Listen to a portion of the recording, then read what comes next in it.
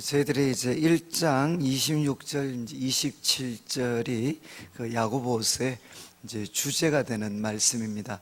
그래서 그 참된 경건은 무엇인가 하는 것을 이제 야고보 사도께서는 이제 세 가지로 이렇게 정의를 하셨습니다. 그래서 26절 말씀에는 스스로 경건하다고 생각하면서 자기 혀를 제갈 물리지 않는 사람, 그 사람의 경건은 헛것이다. 그러니까 참된 경건은 이제 무엇보다도 자기 혀를 제갈 물리는 사람입니다. 그리고 또 27절에 적극적으로 하나님 아버지 앞에서 정결하고 더러움이 없는 경건은 이제 이렇게 이야기합니다. 고아와 과부를 그 환난 중에 돌보는 것이다. 그러니까 예수님 당시에, 초대교회 당시에 이제 고아와 과부는 가장 약한 사람을 이렇게 대표하는 사람들입니다. 그러니까 부모가 없는 고아, 또 남편이 없는 과부, 이 사람들은 가장 이제 약한 사람들이었습니다. 그러니까 참된 경건은 무엇인가 하면 사회의 가장 약한 자였던 고아와 과부를 그 환난 중에 돌보는 것이다. 그런데 여기 돌본다는 것은 한 번이 아니라 규칙적이고 또 반복적인 행동입니다. 고아와 과부를 규칙적으로 반복적으로 그 환난 중에 돌보는 것, 이것이 참된 경건의 모습이다. 그리고 이제 27절 마지막에는 자기를 지켜 새 속에 물들지 아니하는 것이다. 그러니까 자기 자신을 지켜서 하나님을 인정하지 않는 이 새 속, 이 새 속에 물들지 않는 것, 이것이 바로 참된 경건이다. 이렇게 야고보 사도는 이제 정리를 했습니다.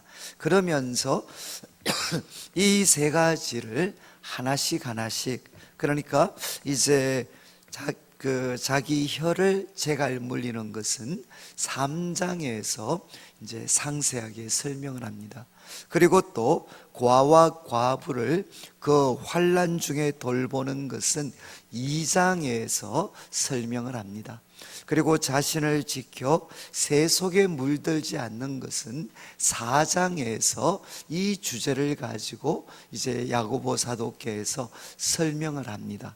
그러면 이제 오늘 다루는 이 1장부터 13절까지 저희들이 좀 시간이 이렇게 저녁 시간이면 2장을 다 하면 여러분들이 조금 정리하기가 좀 좋은데, 아무래도 새벽은 시간이 좀 짧기 때문에 오늘 새벽에는 13절까지 말씀을 나누고 내일 새벽에 2장 14절부터 마지막 절까지를 좀 다루려고 합니다.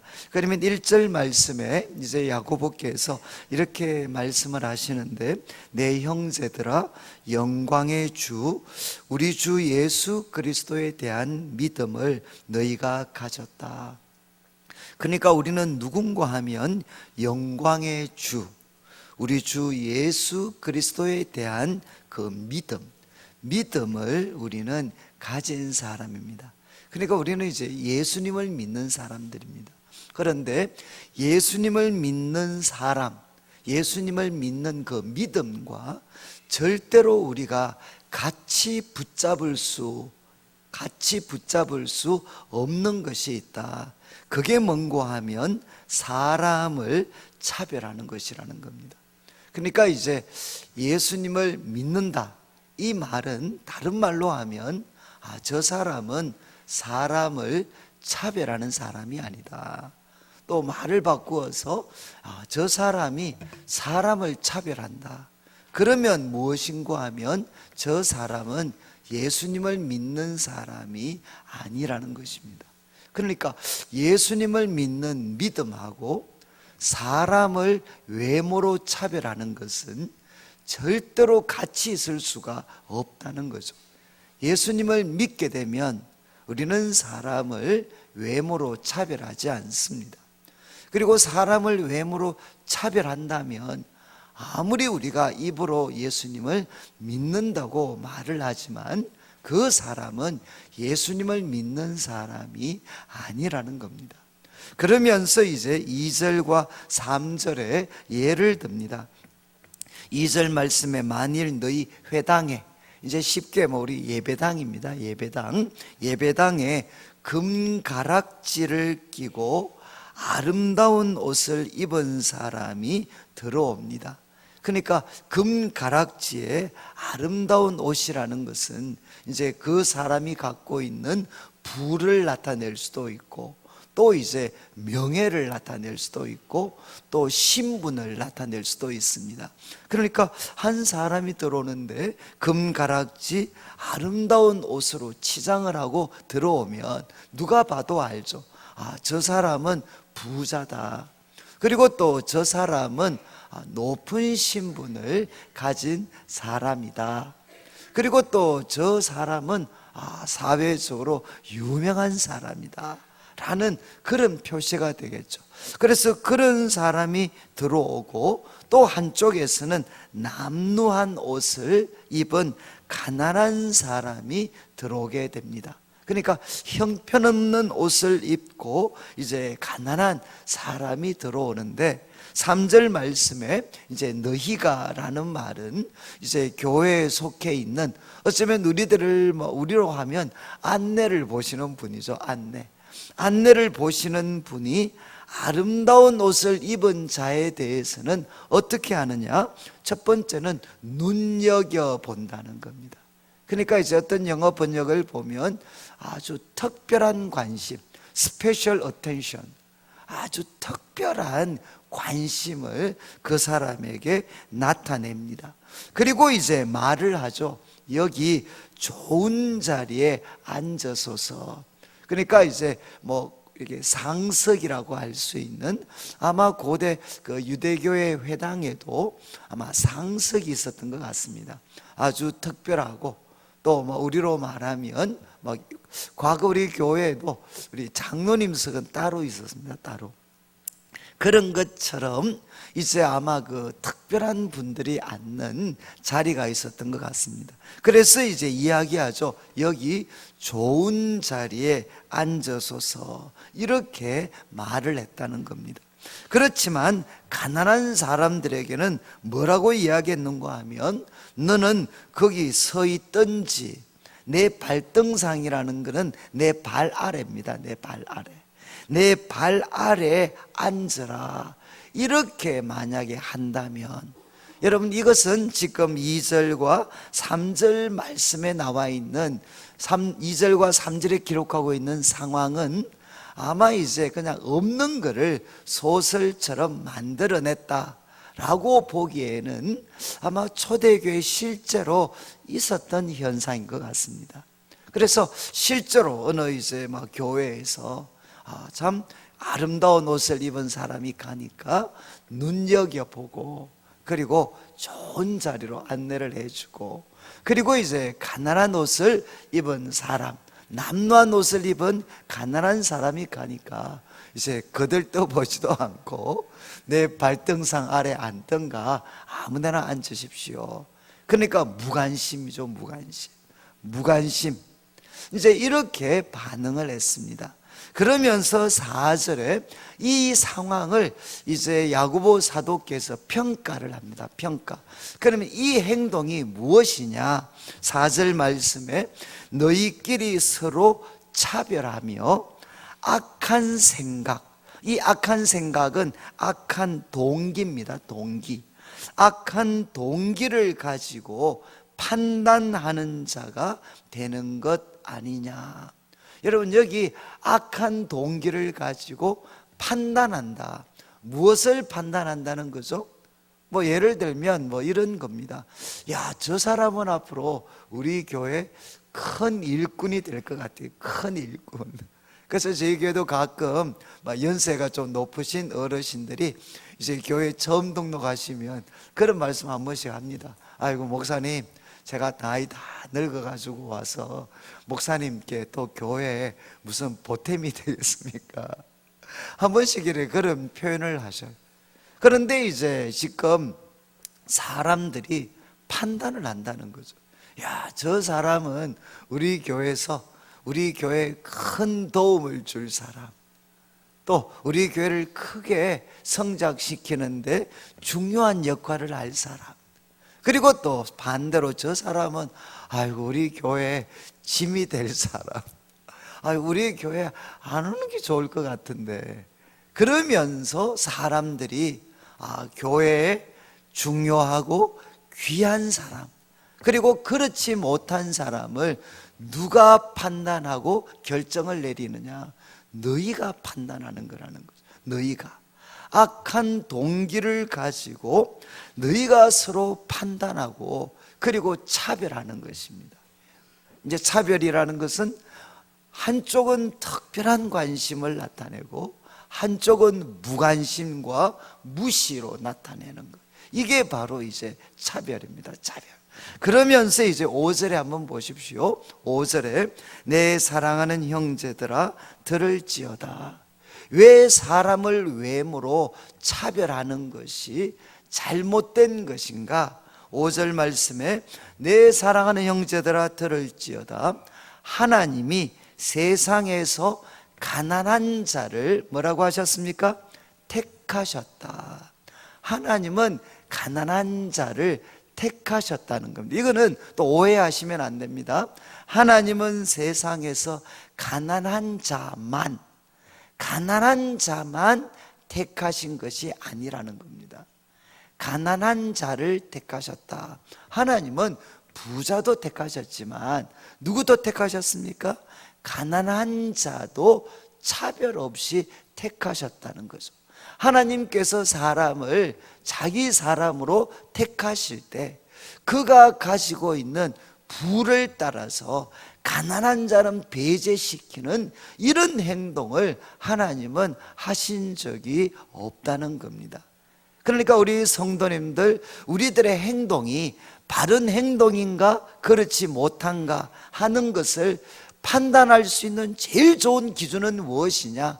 내 행동이 하나님이 하시는 행동과 부합되면, 같은 방향이면 그 행동은 선한 것입니다. 그러나 하나님이 행하시는 것과 대조가 되는 행동을 하면 그것은 바로 악이 되는 거죠. 지금 야고보 사도는 이야기를 합니다. 하나님이 세상에서 가난한 자를 차별 없이 택하셨다는 겁니다. 택하셨다.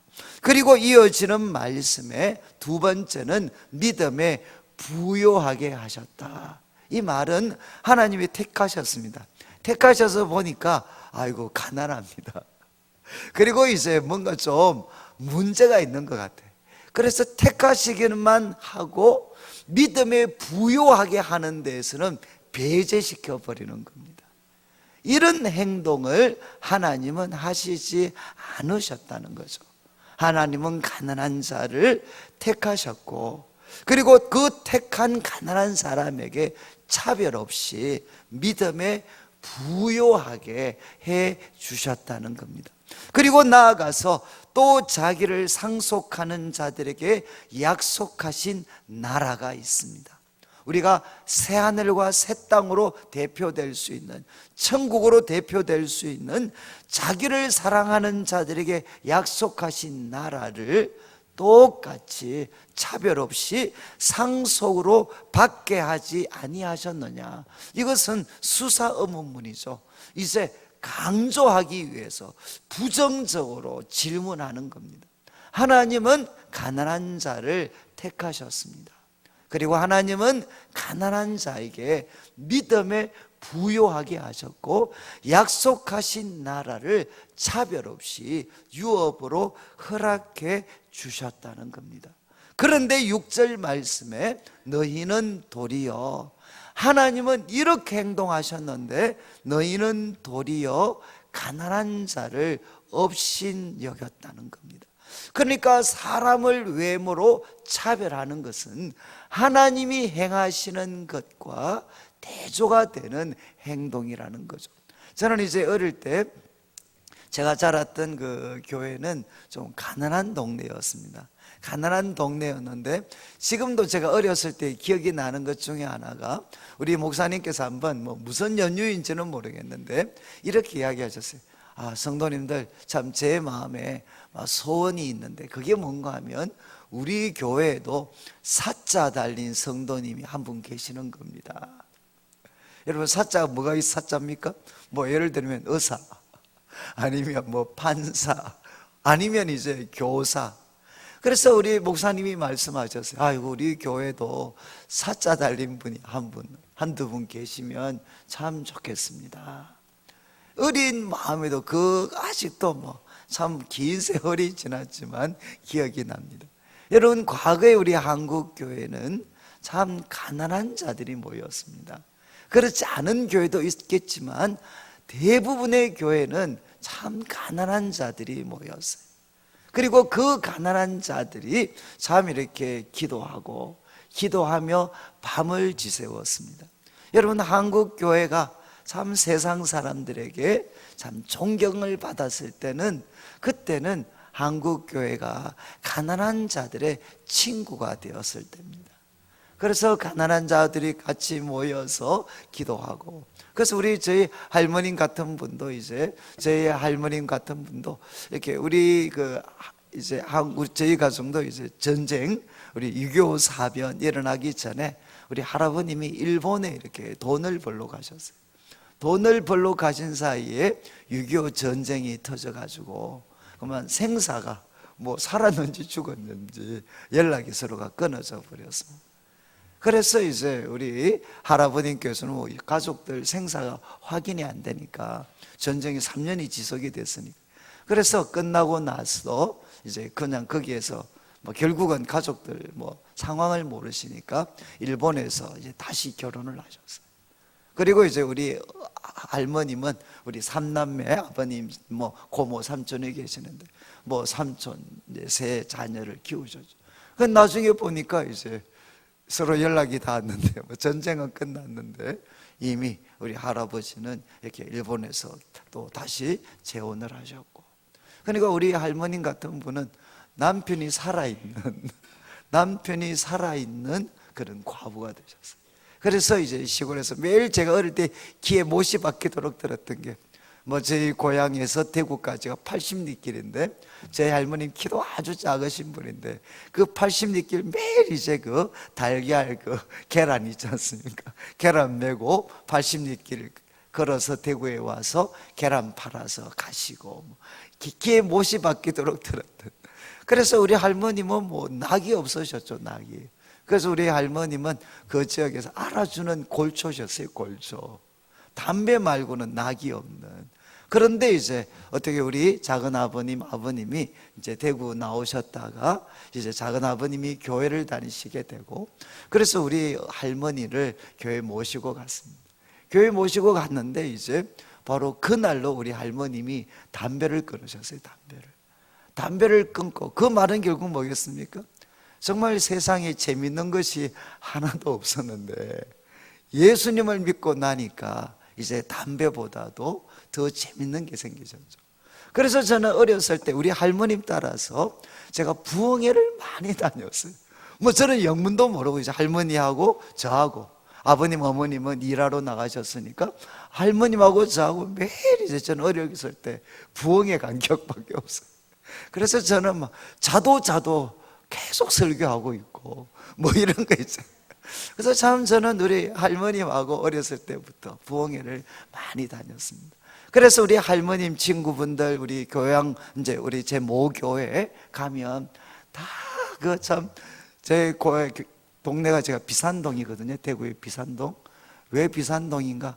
하도 못 살아서 이름이라도 비싸게 짓자, 그래서 비산동이다 라는 썰이 있는 동네입니다. 지금도 가보면 대구에서 제일 가난한 분들이 모여 있는데, 그러니까 참 그때는 교회 와서 밤을 지새우는 분들이 많으셨어요. 오시면 정말 울다가 그냥 돌아가시고. 그러니까 제 어렸을 때 기억에 교회는 어떤 곳이냐, 가난한 사람들이 하나님 앞에 눈물을 쏟아 놓는 곳이고, 그리고 교회면 가난한 사람들도 사람들에게 격려를 받고 위로를 받고 대접을 받는 곳이 교회다라는 기억이 저는 어렸을 때 참 선명했습니다. 그런데 지금 우리 한국 교회는 어떻게 됐죠? 여러분, 정도의 차이는 있지만 지금 한국 교회는 이제 중산층 이상의 교회입니다. 우리 한국 교회는 이제 가진 자의 교회가 됐습니다. 여러분, 교회 성공한 사람들로 넘쳐나고 있습니다. 사자가 달린 분들로 넘쳐나고 있습니다. 그런데 어떻게 됐죠? 교회가 세상 사람들로부터 부와 권력과 명예를 가진 자들이 모였지만 사람들로부터 칭찬을 받기보다는 외면을 당하고 비난을 당하고, 그래서 점점 교회는 어떤 곳이 되었느냐? 가난한 자들이 서기 힘든, 가난한 자들이 함께 모여 있기 어려운 그런 공동체가 되었습니다.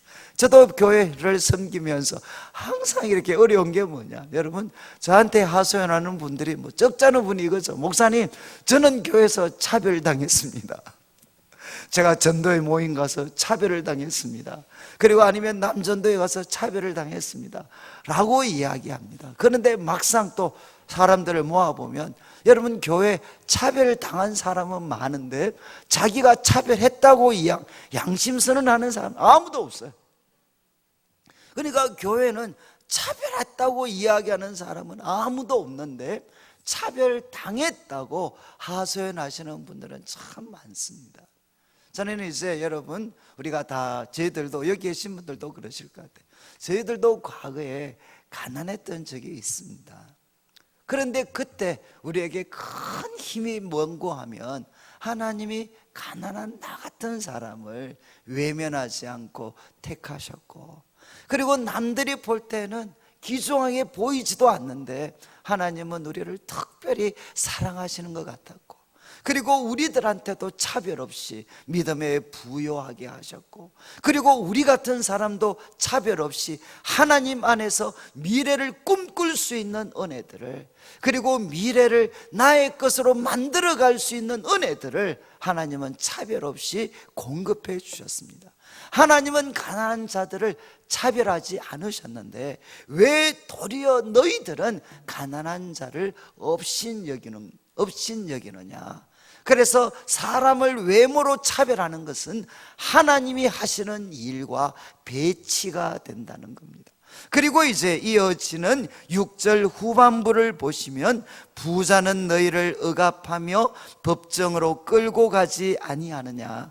그들은 너희에게 일컫는 바 그 아름다운 이름을 비방하지 아니하느냐? 이것은 뭐겠습니까? 여러분, 우리가 인지상정인 게, 우리한테 잘해주는 사람은 우리도 잘해줍니다. 그러나 우리를 무시하고 우리에게 부당하게 대하는 사람들은 우리도 그 사람들에 대해서 호의적일 수가 없죠.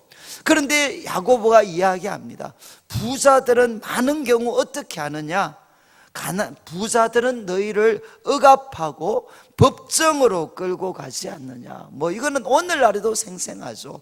돈이 있으면 있던 죄도 사라지고 돈이 없으면 없던 죄도 살아나는 시대.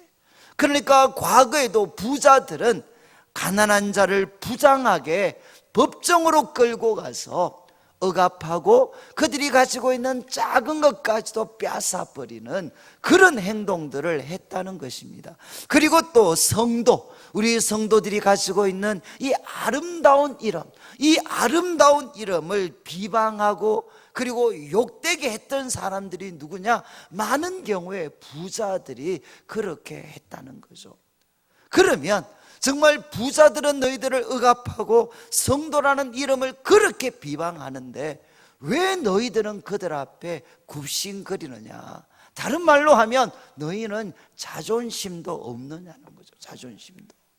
그러면서 이제 8절부터 한번 보십시오. 이제 제일 중요한 부분인데 8절에 이제 너희가 만일 성경에 기록된 대로 내 이웃 사랑하기를 내 몸과 같이 하라 하신 최고의 법을 지키면 잘 하는 것이다. 여러분 아시죠? 하나님께서 우리에게 주신 최고의 법은 무엇입니까? 이제 두 가지입니다. 마음과 뜻과 정성과 힘을 다해서 내 하나님을 사랑하고, 둘째가 무엇입니까? 둘째는 이와 같으니 내 이웃을 내 몸과 같이 사랑해라. 그러니까 야고보 사도가 이야기하죠. 하나님이 우리에게 주신 최고의 법이 무엇이냐? 내 이웃을 내 몸과 같이 사랑하는 것입니다. 그러니까 이 최고의 법을 지키면 우리는 잘하는 것입니다. 그런데 9절 말씀을 보시죠.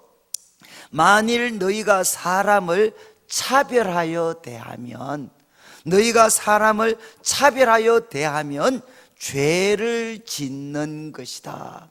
율법이 너희를 범법자로 정죄하리라. 여러분 이 9절 말씀이 이해가 되시나요? 사람을 차별하여 대하면, 그 사람이 가지고 있는 외적인 조건 때문에 내가 사람을 차별하여 대하면 그것은 죄를 짓는 것이다. 그리고 율법이 너를 범법자로 정죄하리라. 여러분 저는 참 이렇게 모태신앙으로 자랐는데, 사람을 외모로 차별하는 것이 죄를 짓는 것이다. 그리고 율법이 너희를 범법자로, 하나님의 법을 깨트린 범법자, 죄인으로 정죄할 것이다. 저는 여기와 관계된 말씀을 들어본 이렇게 기억이 잘 없는 것 같아요. 여러분 사람을 외모로 차별하는 것이 잘못된 것이다. 그 좋은 건 아니다. 그건 다 알아요.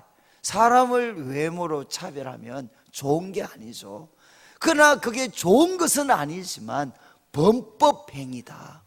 하나님의 법을 깨트리는 범법행위다. 마치 무엇처럼? 도둑질처럼, 살인처럼, 간음처럼 바로 사람을 외모로 차별하는 게 범법행위다. 하나님 앞에 범법행위다. 이렇게 한번 생각해 보신 적이 있습니까? 저는 제가 이 야고보서를 공부하다가 정말 충격을 받았어요. 사람을 외모로 차별하는 게 도둑질이나 살인이나 간음만큼이나 이것은 하나님 앞에 범법행위라는 겁니다. 그런데 오늘날은 이제 우리가 잘 이해할 수 있어요. 왜? 지금 이 시대의 화두 중에 하나가 바로 차별입니다. 차별. 그게 성차별이든 아니면 지역 간의 차별이든 남자와 여자의 차별이든 학벌의 차별이든, 지금 이제 아니면은 동족, 이거 민족 간의 차별이든, 그러니까 지금 이 시대는 이제 차별에 대해서 아주 정말 과민할 정도의 반응을 보이게 되었습니다. 그러나 이제 불과 한 10년, 20년 전만 하더라도 여러분 사람을, 우리 지금 한국 사회가 뭡니까? 차별이 만연된 시대, 차별이 만연된 사회라고 이야기하죠. 그런데 성경이 지금 가르치고 있습니다. 사람을 외모로 차별하는 것은 하나님이 주신 최고의 법을 깨트리는 것이다. 이것은 범법행위라는 겁니다. 범법행위. 그런데 이제 그 이유를 이제 설명을 합니다. 10절을 한번 보시죠. 그러면 사람을 외모로 차별하는 게 범법행위다. 어떤 근거로 이렇게 이야기할 수 있느냐? 10절, 누구든지 온 율법을 지키다가 그 하나를 범하면 모두 범한 자가 된다. 여러분 우리가 법적으로 한 사람이 죄인이 되는 겁니다. 한 사람이 범법자가 될 때 어떻게 되죠? 율법이 만약에 100가지가 있다면 그 100가지 율법을 다 깨트려서 범법자가 됩니까? 아니면 그 100가지 만약에 법이 있다면 그 중에 하나를 깨트리면 범법자가 됩니까? 100가지를 다 깨트려야 범법자가 되나요? 아니면 그 중에 하나를 깨트리면 범법자가 되나요? 제일 잘 나타나는 게 이제 운전과 관계되는 거죠. 운전 한번 저희들도 급해가지고 한번 신호 위반을 결국 한번 했습니다. 그래서 잡혀요. 그러면 이제 경찰이 딱 붙잡습니다. 그러면 아마 제가 볼 때 대부분 사람이 뭐라고 이야기하죠? 아저씨, 제가 20년 운전했는데 오늘 너무 급해서 딱 한 번, 20년 만에 딱 한 번 제가 오늘 신호를 위반했습니다. 아저씨, 내가 20년에 한 번이니까 그냥 지나갑시다, 이렇게 이야기를 하잖아요. 그러면 그 경찰관이 막 감동을 받아서 20년 동안 법을 잘 지키셨습니까? 그 20년 법칙 근거에 비하면 이거 한 번이니까 제가 눈 감아 드리죠, 이렇게 보내드리는 경우 있나요? 제가 우리 교회 한 분이 이 안전벨트 때문에 붙잡히셨어요, 경찰에. 그러니까 딱 붙잡히니까 바로 안전벨트를 딱 꺼내가지고 가슴에 딱 끼우지를 못하고 여기까지 딱 두셨어요. 그래서 그 경찰이, 아니 아줌마, 이거 좀 손 좀 놓으세요. 그러니까 우리 그 교회 분이, 야, 니라면 놓겠냐, 니라면서. 이건 뭡니까? 여러분, 이렇게 계속 지키다가도 하나를 깨트리면 뭐가 되느냐? 범법자가 되는 겁니다. 그거와 관계된 처벌을 받아야 되는 거죠. 여러분, 모든 율법을 깨트려서 범법자가 되는 것이 아니라 그 중에 하나를 깨트리면 범법자가 되는 겁니다. 그래서 이렇게 설명을 하죠. 11절에 간음하지 말라 하신 이가 또한 살인하지 말라 하셨은즉 내가 비록 간음하지 아니하여도 살인하면 율법을 범한 자가 되느니라. 이 당연하지 않습니까?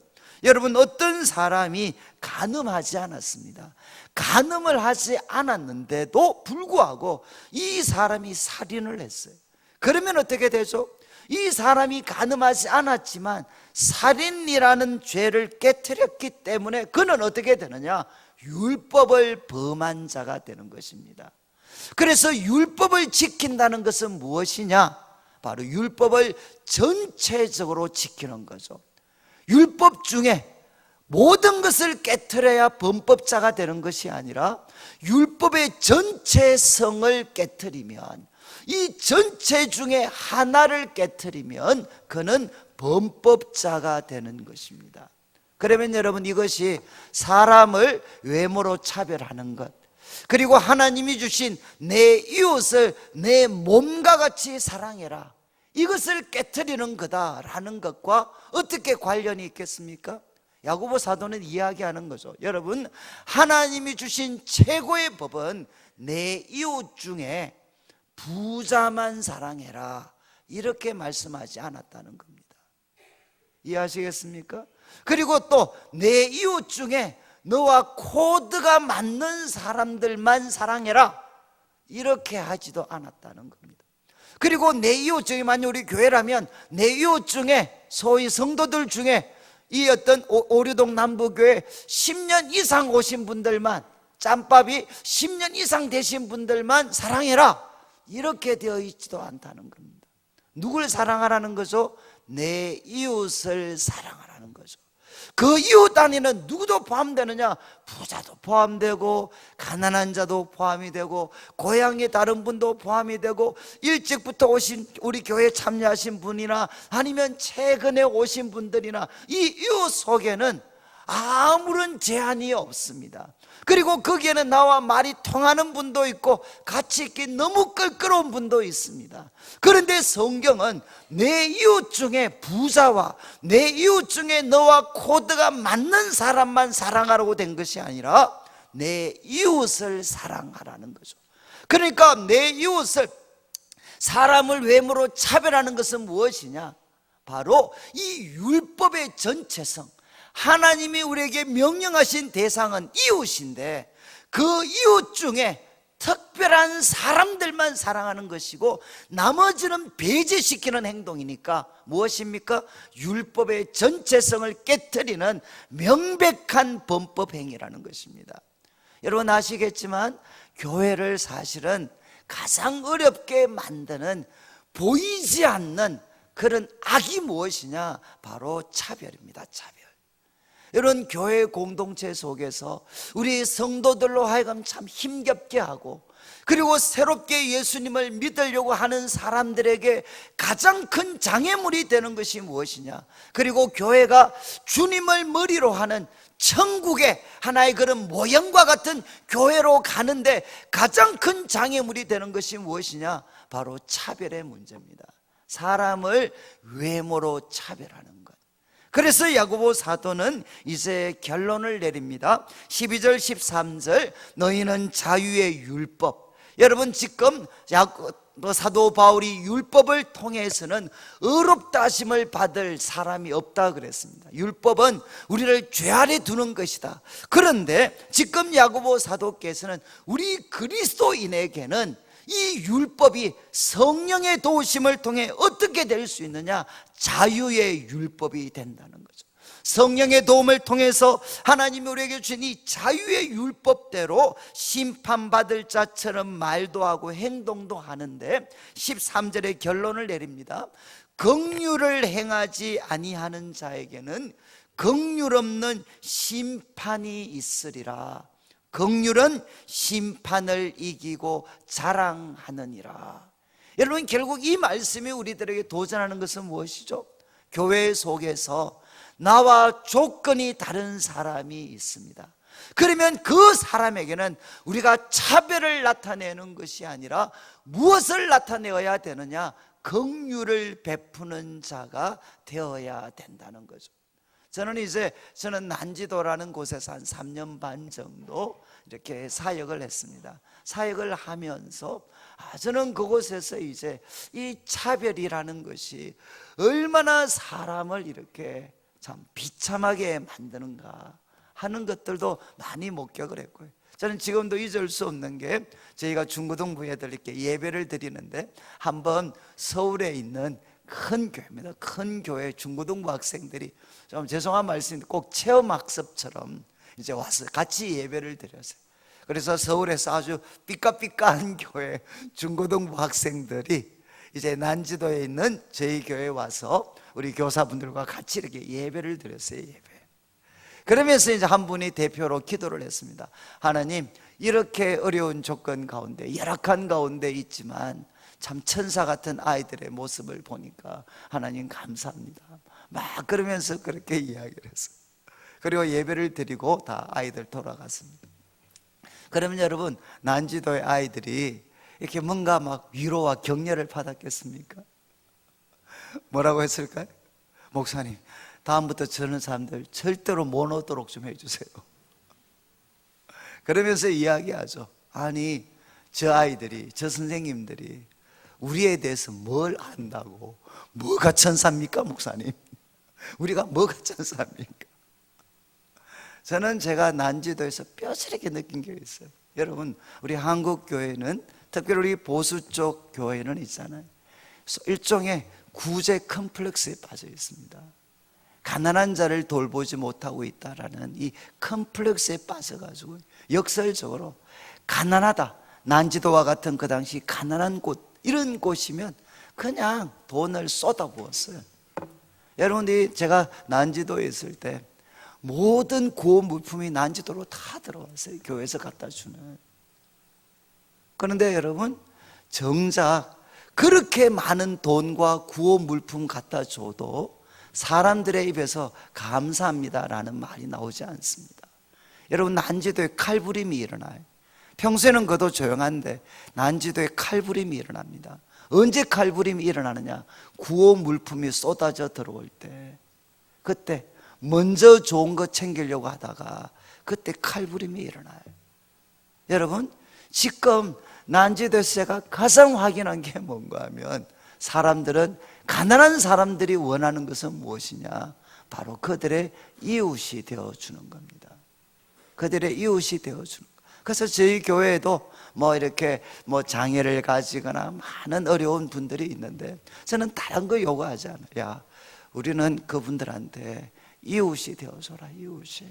절대로 가르치려고 하지도 말고, 가난하다고 그렇게 하지도 말고, 그냥 이웃이 되어줘라. 이웃이 되어주면 어떻게 되느냐? 여러분, 나는 너하고 다르다라는 입장에서 바라보는 필요하고 이웃이 되어서 바라보는 필요하고는 하늘과 땅 차이입니다. 이웃이 되면 어떻게 되죠? 그냥 10,000원을 드려도 그분의 입에서 그분의 눈에서 눈물이 나와요. 이웃이 되어주지 않으면 돈을 1,000,000원을 갖다 줘도 사람들은 고마워하지 않습니다. 여러분, 어느새 한국교회는 가난한 자들의 친구, 이웃이 아닙니다. 부자들의 친구, 그리고 부자들의 이웃이 바로 되어버렸습니다. 야고보 사도는 이야기합니다. 바로 우리 하나님의 백성들, 예수 그리스도를 주님으로 믿는 이 믿음을 가진 사람들은 무엇을 해야 되느냐? 특별히 정말 고아와 과부로 대표되는 가난하고 약한 사람들을 만날 때 그들에게 차별 대신 긍휼을 베풀어 주는 사람. 여러분, 이 긍휼을 베풀어 주는 사람들이 바로 예수님을 믿는 믿음을 가진 사람이라는 겁니다. 저는 이제 교회가 앞으로도 저는 우리 오리동 남부교회가 계속해서 부흥하고 아름답게 성장하려면 여러분, 보이지 않는 적입니다. 사람을 외모로 차별하는 거예요. 그래서 저는 교회에 누가 많아져야 된다고 믿느냐? 교회는 분수가 많아져야 돼요. 분수. 여러분, 분수 아시죠? 분수의 이게 특징이 뭐죠? 여러분, 오라고 하지 않아도 항상 그곳에 계시는 분들. 그리고 분수들의 특징이 뭐냐? 절대로 상처를 받지 않습니다. 그리고 눈치가 없습니다. 그러니까 분수들이 있는 곳은 어떻게 되죠? 항상 사람들이 모여 있어요. 여러분, 누가 분수가 돼야 되겠습니까? 교회에 누가 분수가 돼야 되겠어요? 앞선 분들이 분수가 되어 주셔야 돼요. 그래서 낯선 분들, 또 처음 오는 분들 만나면 정말 이제 언제 저 인간이 내한테 와서 인사하나 기다리지 말고 가셔서 먼저 인사도 하고 먼저 아는 척도 하고. 그러니까 우리들 사이에 생길 수 있는 이 어떤 차별의 담과 울타리들을 앞선 분들이 깨트려 주셔야 돼.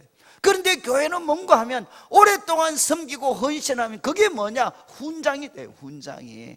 그래서 언제까지 기다리느냐? 그 사람이 자기 발로 와서 나한테 인사할 때까지 기다려요. 저는 우리 교회 성도, 아마 여기는 안 그러신 것 같은데, 우리 교회 분들이 새 가족들이 오셔서 이야기하셔요.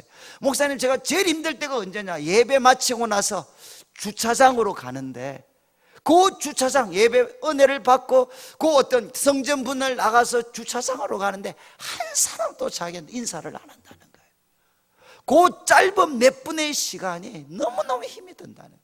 아무도 분명히 은혜 받았는데, 다 같이 은혜 받았는 것 같은데 돌아갈 때 자기 차에 갈 때까지 아무도 아는 척을 안 해. 아무도 아는 척을.